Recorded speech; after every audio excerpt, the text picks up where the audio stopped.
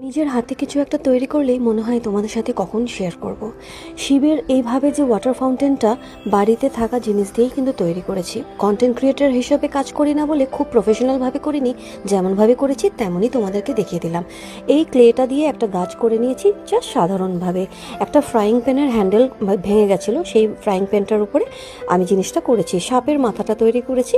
একটা ছোট্ট পট ছিল, ডিসকালার হয়ে গেছিলো, সেটাকে গোল্ডেন কালার করে উল্টো করে দিয়েছি। ফ্রাইং প্যানের হ্যান্ডেলটা খুলে নিয়েছি। গাছটা এইভাবে লাস্টের নিচটা কিন্তু একটু সিমেন্ট করেছি। তারপর শিবের এরকম একটা আমার কাছে ছিলই, সেটা বসিয়ে মাথার মধ্যে সাপটা দিয়েছি। তার মুন্ডুটা কিন্তু কোনো রকমে লাগিয়েছি, কিন্তু বেঁকা বেঁকাই লাগছে। কিন্তু এইভাবে ওয়াটার ফাউন্টেনটা তৈরি হয়ে যায়। একটা ছোট মোটর লাগিয়েছি। পাইপটা এখন আপাতত বড় দেখাচ্ছে, বাট এটা আমি কেটে কুটে একটু ছোট করব। কেমন হয়েছে সেটাই জানিও। নিজের হাতে করা কাজ আমার তো সবসময় ভালো লাগে।